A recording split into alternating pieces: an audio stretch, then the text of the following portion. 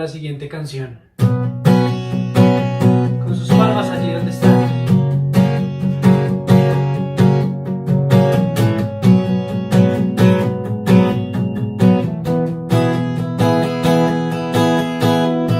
Me llenas con un gozo nuevo, una pasión dentro de mí. Tu espíritu me está llevando a cantar y a vivir para ti.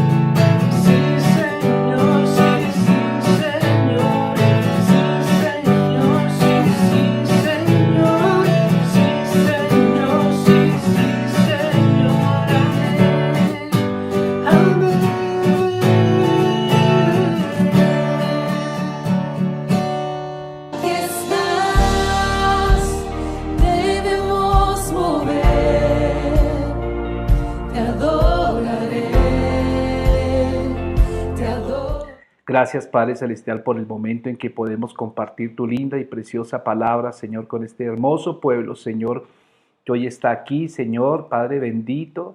Gracias por permitirnos aprender cada vez más de ti, Señor. Sabemos que tu palabra es preciosa, que tu palabra no solamente es preciosa, sino que es poderosa.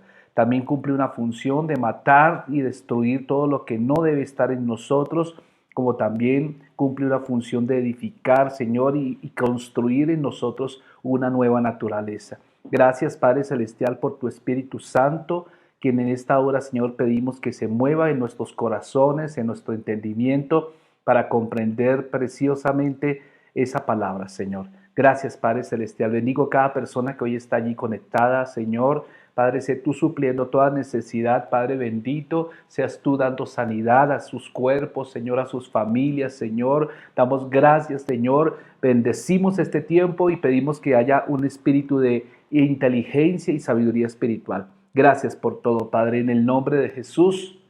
Amén. Y amén. Bueno, mis amados, como habíamos ya dicho, vamos a terminar nuestro tema, ya estamos por terminar nuestro tema de escatología y voy a tocar los últimos parámetros ya de este tema y es en cuanto al juicio a las naciones. Hace 8 días empezamos con el juicio a los creyentes, que también llamamos el Tribunal de Cristo, donde realmente es un juicio sobre las obras que cada creyente ha hecho en su vida después de cristiano, y donde se les entregarán unas coronas a cada creyente según lo que haya hecho con su salvación. Bien, hoy vamos a mirar de los otros juicios que están también escritos en la Biblia. Amén. Así que le voy a invitar a que abra su Biblia en Juan 5, 21 al 29. Vamos a leer la Biblia, lo que dice allí en esta porción. Voy a leerla en la traducción lenguaje actual porque es un poco más clara esta traducción que la Reina Valera. Amén. Así que ponga atención, dice la Biblia así, dice, una cosa es cierta, ahora es cuando los que viven alejados de Dios me oirán a mí, que soy el Hijo. Si me obedecen, tendrán la vida eterna. Porque así como mi Padre hace que los muertos vuelvan a vivir, así también yo les doy vida a quien yo quiero. Y mi Padre no juzga a nadie, es a mí, que soy su Hijo, a quien le ha dado ese poder para que todos me honren como lo honran a Él. Cuando alguien no me honra, tampoco honra a mi Padre, que me envió. Les aseguro que todo el que preste atención a lo que yo digo y crea en Dios, que fue quien me envió, tendrá vida eterna. Aunque antes haya vivido alejado de Dios, ya no será condenado, pues habrá recibido la vida eterna. Porque mi Dios, mi Padre, tiene el poder para dar la vida y a mí me ha dado ese poder. También me ha dado autoridad para juzgar. Note usted eso, me ha dado poder para juzgar, pues yo soy el Hijo del Hombre. No se sorprendan de lo que les digo, porque va a llegar el momento en que los muertos oirán mi voz y saldrán de sus tumbas. Entonces, los que hicieron lo bueno volverán a vivir y estarán con Dios para siempre. Gloria a Dios. Pero los que hicieron lo malo volverán a vivir para ser castigados. Amén. Amén. ¿Qué dice la Biblia en Hebreos 9:27? Dice, todos nosotros moriremos una sola vez y después vendrá el juicio. Amén. Entonces, como acabamos de leer, vemos allí, hermanos queridos, que en Juan se nos describe que a Jesús se le ha dado el derecho de poder juzgar, de juzgar. Realmente el Padre no es que va a juzgar, sino va a ser el Hijo el que va a juzgar. Y entonces es interesante ver que el Señor está diciendo, todos van a resucitar, todos, absolutamente todos, unos para vida eterna y otros para castigo eterno. Entonces, quien el Señor quien tiene esa autoridad, esa potestad de juzgar, es nada más ni nada menos que nuestro Señor Jesús. Por eso el escritor de Hebreos terminó diciendo que todos nosotros moriremos una sola vez y después de esto vendrá el juicio. Amén. De hecho, hay algo que me llama la atención, es que cuando Jesús estaba finalizando su ministerio, en su último año de ministerio aquí en la tierra, Jesús en Mateo capítulo 24 y en Mateo capítulo 25, Jesús declara que Él reunirá a todas las naciones ante Él para ser juzgadas. Ahí vamos a encontrar algo, la primera de las primeras cosas es que encontramos que hay un juicio que viene sobre las naciones gentiles. Entonces, ¿cuál es el primer juicio que va a ocurrir ahora? Vamos a hablar de ese juicio.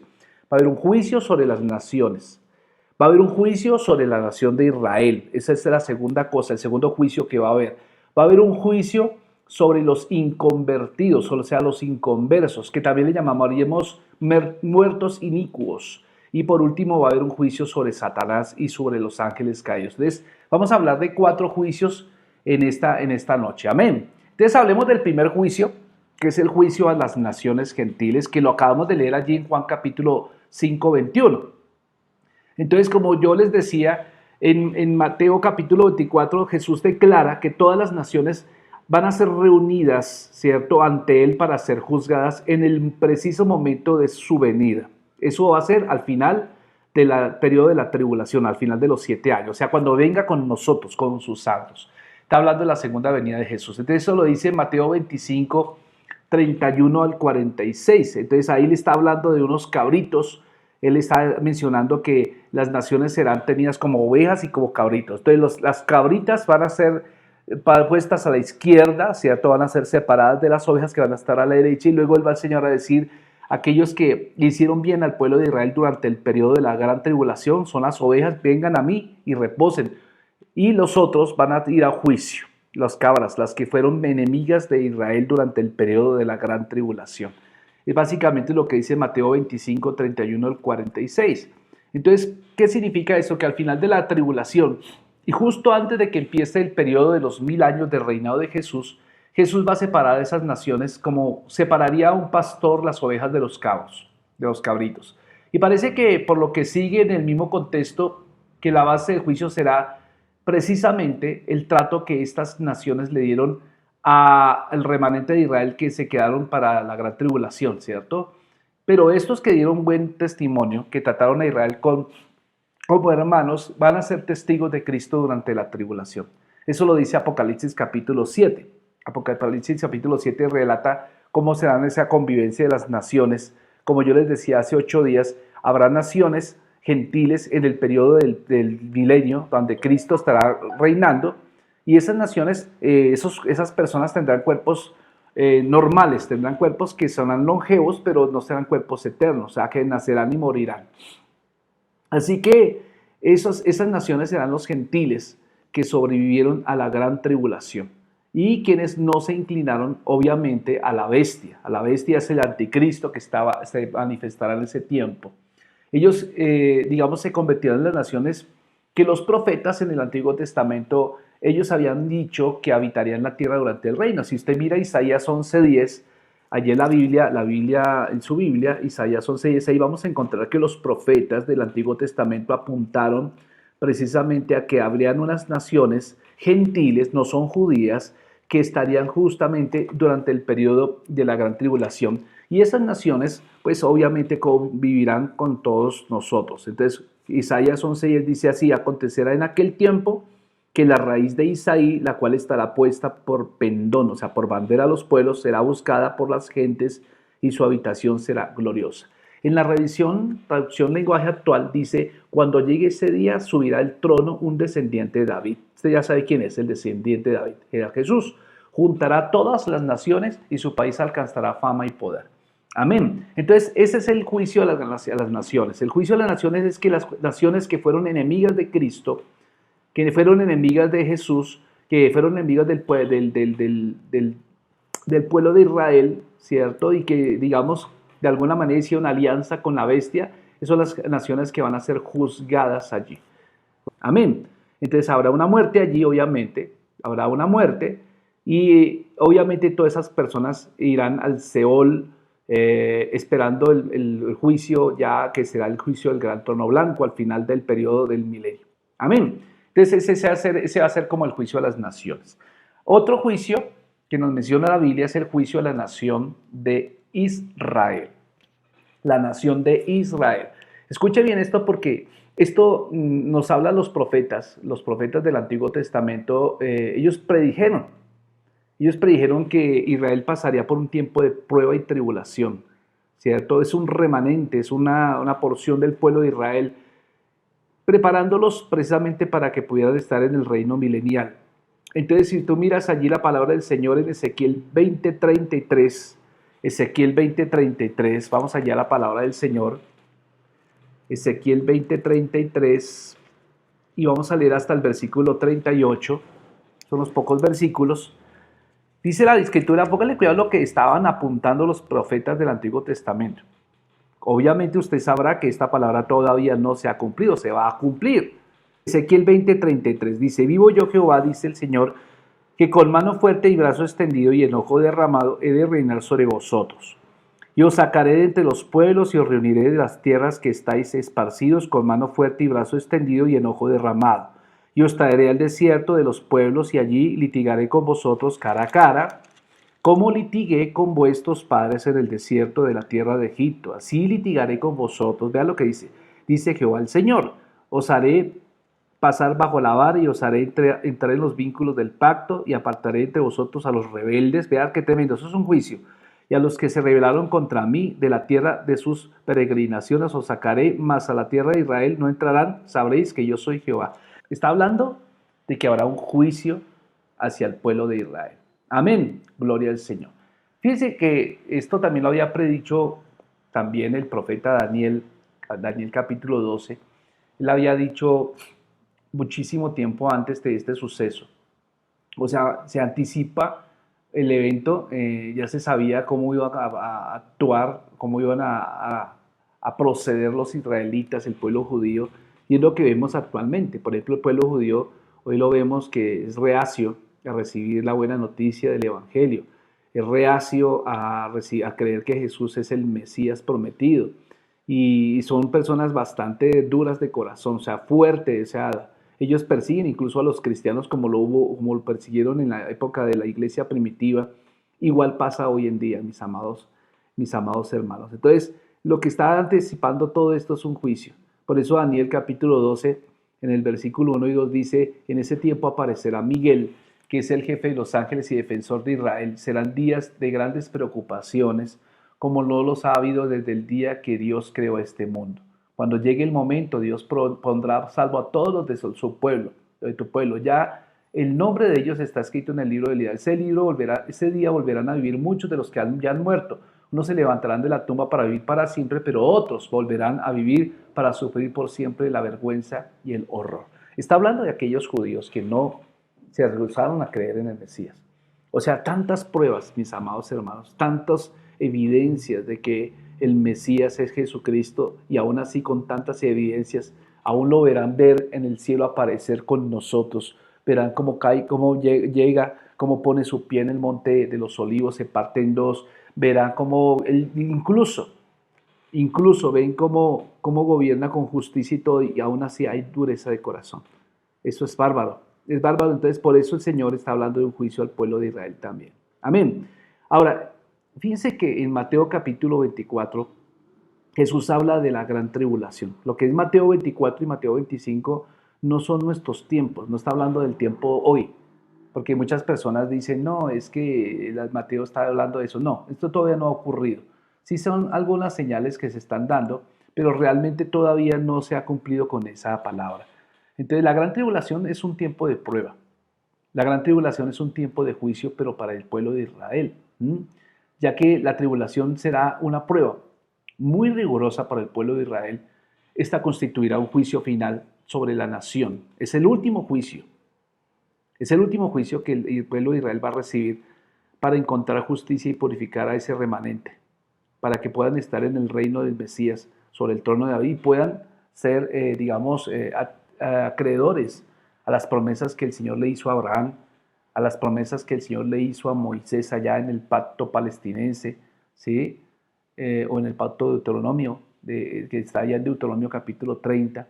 Entonces ese momento, mis amados hermanos, es cuando el Señor quiere cumplir las promesas que le hizo a los antepasados.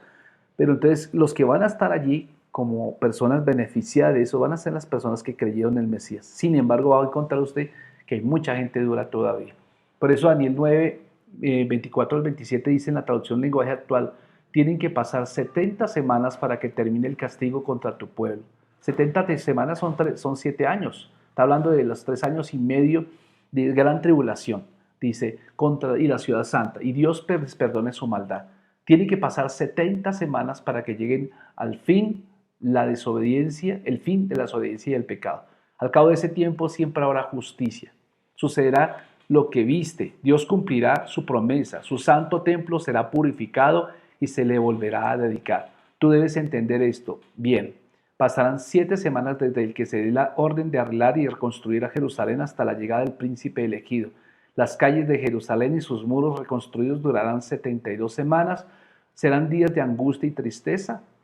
Pasadas las 72 semanas, vendrá un rey con su ejército y matará al príncipe elegido. Jerusalén y el templo serán destruidos por completo. El fin llegará de repente como llega una inundación, y la guerra y las destrucciones que habían sido anunciadas seguirán hasta que llegue el fin. Durante la semana más, y ese rey malvado hará un pacto con un gran número de gente, pero a la mitad de la semana prohibirá que se hagan ofrendas y en el altar de los sacrificios y ofenderá gravemente a Dios. Después de esto, Dios destruirá al malvado que lo ofendió. Está hablando del tiempo de la gran tribulación. Entonces, si usted se da cuenta, ahí está mencionándose el templo de Jerusalén. ¿Quiénes son los que quieren reconstruir el templo de Jerusalén? El pueblo judío. Entonces va a haber un juicio para ellos también, así como lo hubo para las naciones. Entonces eso va a ser el juicio que va a ocurrir también. Amén. Vamos a hablar del juicio que el Señor tiene preparado para los muertos, para los inicuos, para los pecadores. Que no es lo mismo, si usted se da cuenta que no es lo mismo que el juicio que el Señor va a hacer con los creyentes. Este juicio es el llamado Gran Trono Blanco.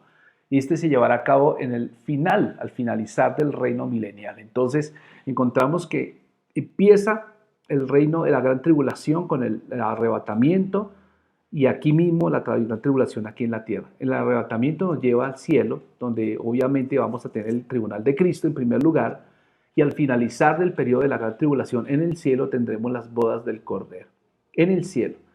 Después, aquí en la tierra, cuando vengamos con Jesús, se realizará la fiesta de bodas de esa boda que se realizó en el cielo, pero aquí, obviamente, después de juzgar a los inicuos, después de juzgar a las naciones y al pueblo de Israel.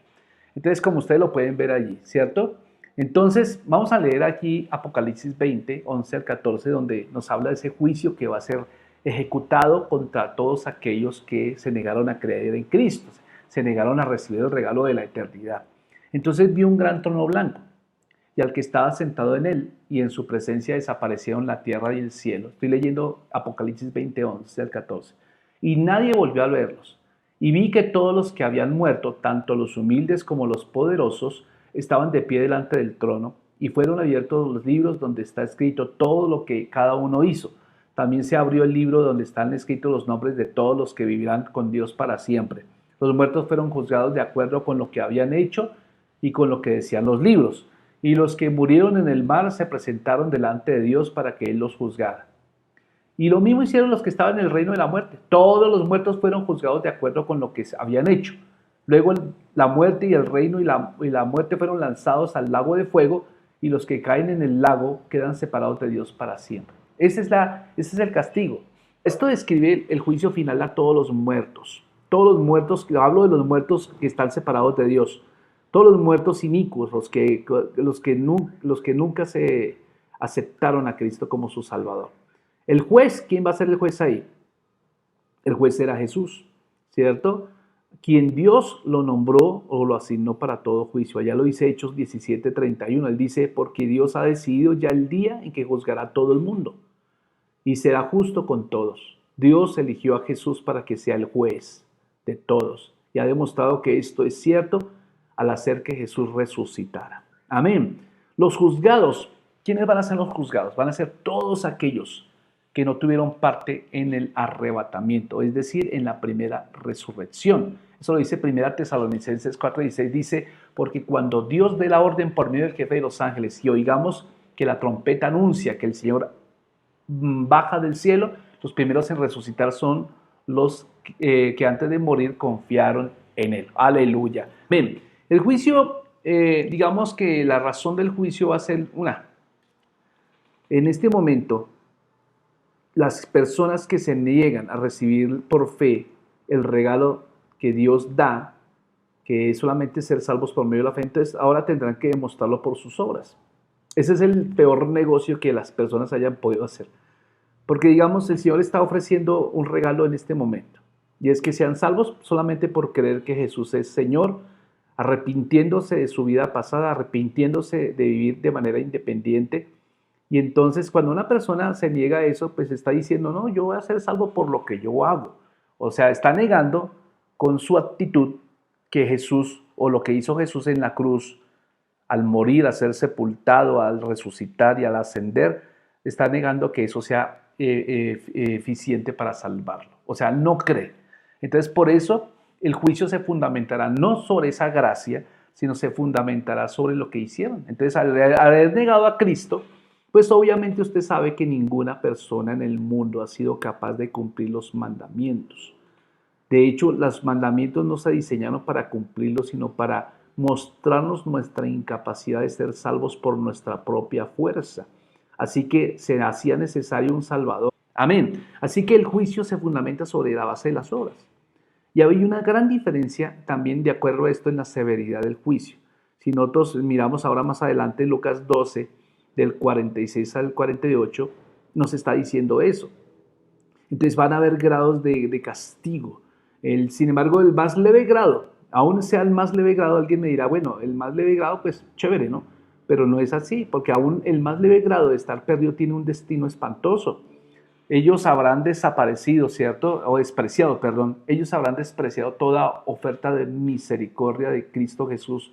Por tanto, sus nombres no son hallados en el libro de la vida. Leamos Lucas 12, 46 al 48, dice, y cuando vuelva su amo, en el día y la hora en que menos lo espere, la castigará como se castiga a los sirvientes que no obedecen. El sirviente que conoce las órdenes de su dueño y no las cumple, recibirá un castigo severo. ¿Sí ve? Pero el sirviente que sin saberlo hace algo que merece castigo, recibirá un castigo menor. Dios es bueno con ustedes y espera que ustedes lo sean con Él. Así como Él se muestra muy generoso con ustedes, también espera que ustedes le sirvan con la misma generosidad. Amén. Entonces, si se dan cuenta, mis amados hermanos, qué tristeza saber que hay gente dura de corazón.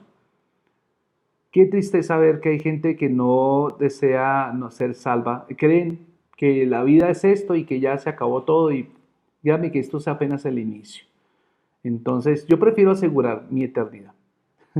Yo prefiero asegurar mi eternidad. Entonces, por eso, qué bueno que nosotros podamos creer en esta buena palabra. Amén. Ahora hablemos del otro juicio. El otro juicio es el juicio de Satanás y los ángeles caídos. Entonces vamos a mirar cuándo va a ocurrir este juicio. Este juicio va a ocurrir justo al final del año, de los 1000 años de gobierno de Jesús. Recuerdan ustedes que al comenzar el milenio, hemos aprendido a través de la Biblia que Satanás será atado en un abismo y por tanto no puede salir a engañar a las naciones. Entonces ese reino milenio va a ser un reino de justicia, va a ser un reino de paz, va a ser un reino de gozo, porque no va a estar el objeto de cual hay tristeza, hay enfermedades y todo, va a estar atado por 1000 años. Entonces al final de esos 1000 años dice la Biblia que Satanás será liberado, ¿sí?, de su prisión por un breve tiempo. Y este ser se presentará para engañar a las naciones. Entonces, fíjense que engaña a las naciones y esto es algo que yo quería decirles. El reino milenio, a pesar de que hay justicia, a pesar de que hay amor, hay gozo, hay de todo lo bueno, hay paz, sin embargo, no es perfecto. ¿Por qué? Porque las naciones, recuerden que las naciones que fueron fieles en la gran tribulación, pues pasan, pero ellos todavía tienen su libre albedrío, ¿sí? Entonces todavía tienen, pues a pesar de que son personas, pues todavía son engañables. Entonces habrá algunas personas que todavía rehusarán en medio del milenio adorar a Jesús, todavía tendrán su propio orgullo.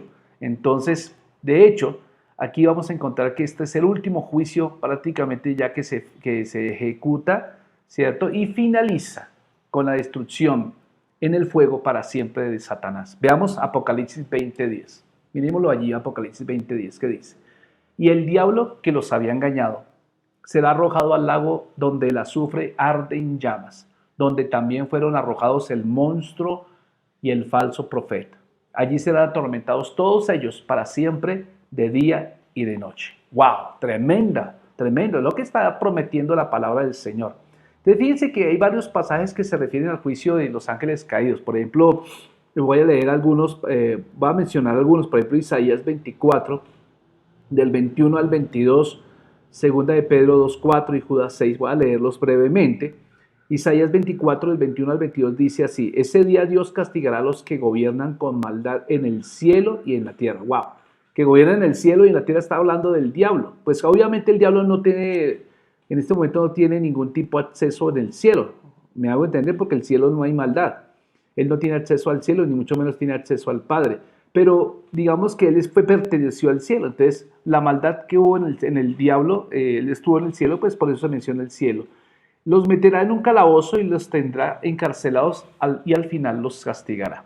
Y segunda de Pedro 2:4 dice: Dios no perdonó a los ángeles que pecaron, sino que los mandó al infierno. Y allí están encadenados en la oscuridad hasta que llegue el día en que Dios juzgará a todos. Y Judas 6 dice: así pasó también con los ángeles que rechazaron y abandonaron el lugar de honor que Dios les había dado. Dios los tiene atados para siempre con cadenas y están encerrados en lugares oscuros hasta que llegue el gran día del juicio final. Como ustedes se pueden dar cuenta, entonces ahí la escritura está hablando de que Satanás no va a salir invicto de su forma de tratar al mundo. Va a ser castigado. Entonces se asume generalmente, mis amados hermanos, que los ángeles caídos serán juzgados al mismo tiempo que Satanás. Según Pablo, la iglesia participará del juicio a los ángeles. Si usted mira, ¿se acuerdan ustedes de que hubo un conflicto en la iglesia en Corinto, en el capítulo 6? Entonces Pablo, hablando de ese conflicto, le dice que no eran capaces de resolver el conflicto. Ahí en 1 Corintios 6:3 dice: si ustedes mismos van a juzgar a los ángeles mismos, ustedes van a juzgar a los ángeles mismos, con mayor razón podemos juzgar los problemas de esta vida. ¡Wow! ¡Qué palabra tan poderosa la que Pablo dijo! ¿Por qué?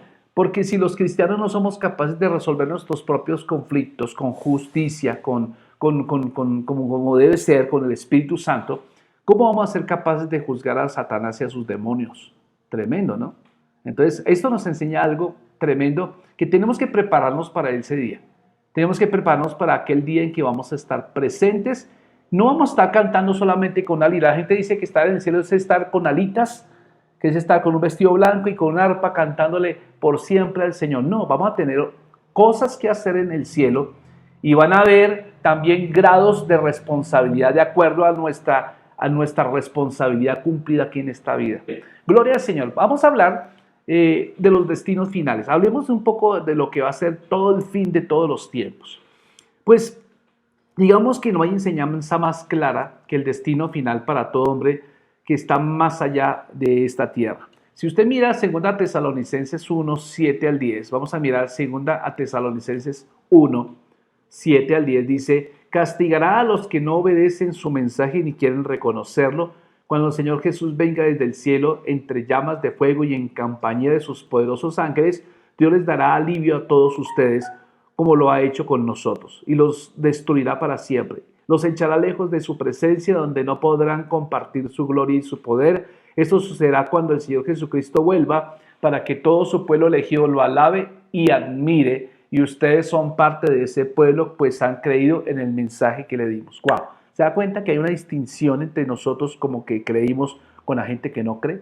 Gloria al Señor. Ahora, muy claramente, escuche esto, mis amados hermanos, muy claramente nosotros disfrutaremos de vida eterna. Se goza por eso. Usted disfrutará de vida eterna, usted disfrutará de gozo en la presencia del Señor. O sea, la vivienda futura o la morada futura de nosotros los justos será en el cielo. La morada futura de los impíos será el Gehenna, que en una ocasión lo expliqué, significa el lago de azufre, el infierno mismo. Amén. Entonces miremos allá Apocalipsis 20:14, dice: luego la muerte y el reino de la muerte fueron lanzados al lago de fuego. Los que caen en ese lago quedan separados de Dios para siempre. Bueno, y entonces uno decía, pero ¿cuál es el peor castigo que le puede acontecer a una persona que va al infierno? Pues dice la Biblia que será un lugar de tortura. Desde luego va a ser un dolor tremendo, día y noche, dolor. Pero ese no va a ser el mayor dolor. El mayor dolor, ¿sabe cuál es? de que en ese lugar la presencia de Dios no se va a manifestar. Usted sabe que aquí cuando tenemos problemas, pues uno puede acudir a Dios. Dios se manifiesta. Estamos en un tiempo de gracia. Estamos en un tiempo digamos que usted puede pedirle al Señor y Dios, su misericordia es tan grande que nos alcanza, ¿verdad? Pero en el infierno no va a ocurrir eso. Amén. Ahora, ¿cuál va a ser el destino futuro de los impíos? La Biblia nos hace referencia a que la morada final del incrédulo como el infierno. La palabra infierno, usted recordará que lo hemos estudiado muchas veces.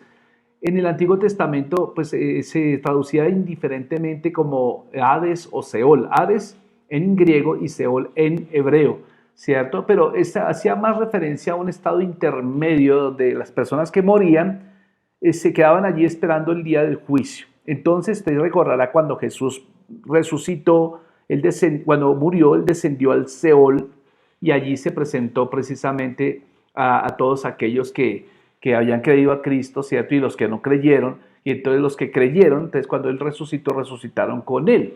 Pero los que no se quedaron allá en el Seol y ahora, pues lamentablemente, pues ya no pueden hacer nada de nada, ¿cierto? Entonces, pero hay una gran diferencia. Resulta que cuando miramos Apocalipsis 20, ya la palabra Seol o palabra Hades ya no se menciona, sino se traduce una nueva palabra que se llama Gehenna, que simboliza un lugar de perdición eterna, final. O sea, Gehenna es como el lugar, recuerdan que yo les mencioné que era un lugar en el valle de Idom, a las afueras de Jerusalén, donde se echaba la basura y toda la noche y todo el día, las 24 horas del día, 7 días de la semana, 12 días al mes, ardía en fuego interminable. Entonces, el Señor tomó un ejemplo de ese Gehenna, dijo, mira, así como ustedes ven ese botadero de basura que arde de día y de noche, será el lugar donde van a ir todos aquellos que son inicuos, todos aquellos que salen del Hades, van a salir a un juicio y del juicio salen allí a ese lugar que es el lugar final para todas las personas.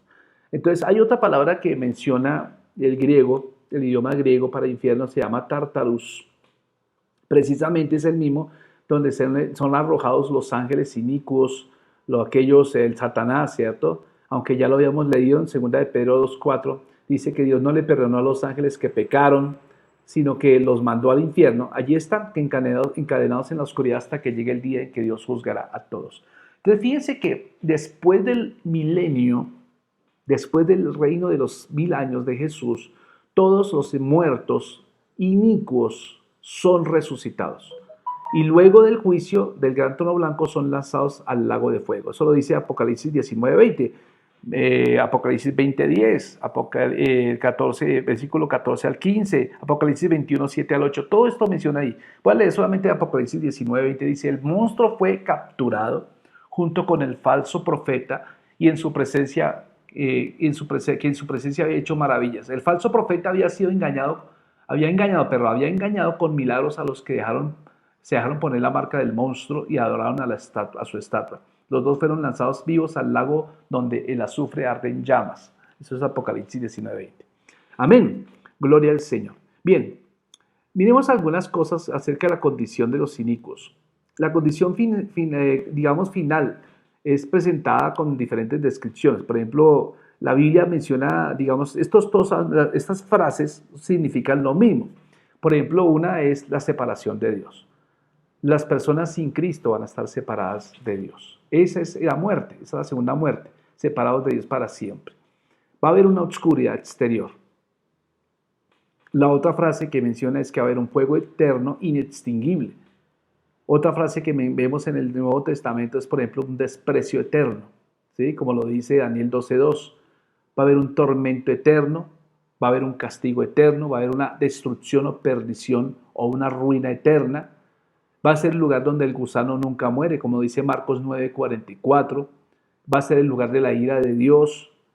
Va a ser el lugar de retribución. La palabra retribución significa un castigo proporcional a la iniquidad. Y se menciona por último la segunda muerte.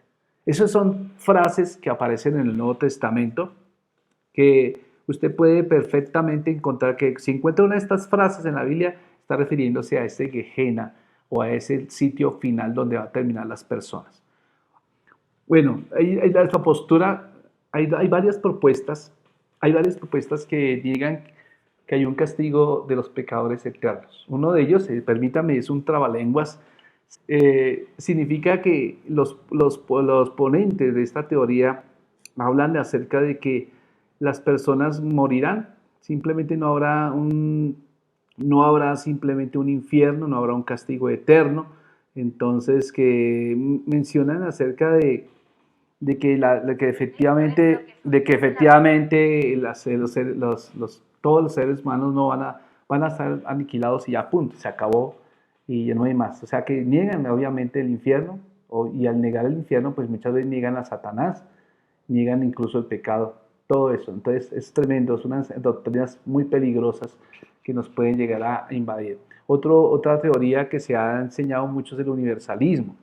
El universalismo es creer que Dios es solo amor y entonces que Dios no es capaz y no va a ser capaz de mandar a las personas al infierno, y que si menciona infierno en la Biblia simplemente es como una palabra coactiva, o sea, como para asustarnos y decir Dios, que para que obedezcamos a su palabra, pero que finalmente Él no va a tomar ese tipo de represalias. Son posturas tremendas y yo quisiera decirle que uno no tiene por qué creer eso, uno tiene que creer lo que dice la Biblia, y la Biblia, ya he mencionado, literalmente está hablando de un lugar de castigo, literalmente está hablando de un lugar donde las personas van a ser llevadas, y usted va a darse cuenta de todo el amor de Dios tan tremendo, porque aún en este periodo de la gracia, las personas nos salvamos es por fe, no por obras, ¿cierto? Como dice Efesios 2, 8 al 9, ¿cierto? Es por fe, no por obras, para que nadie se jacte en su presencia, ¿cierto? Pero ya en el tiempo de la tribulación ya la gente no se salva por gracia, se salva por obras. Entonces ahí sí tienen que demostrar efectivamente y tendrán que sufrir como mártires el no permitir ser sellados por la bestia y mantenerse leales a Jesús. Entonces aquellos van a ser salvados y van a pasar al reino milenial. Pero aún así vemos que en el reino milenial, aquellas naciones que se pasan a ese periodo, habrá gente todavía que todavía dice, no, todavía cuestiona. O sea, todavía en el reino milenio va a haber oportunidad de salvación, porque todavía los israelitas van a estar predicando también, ellos van a ser los misioneros del tiempo del milenio, y aún en la gran tribulación van a ser ellos.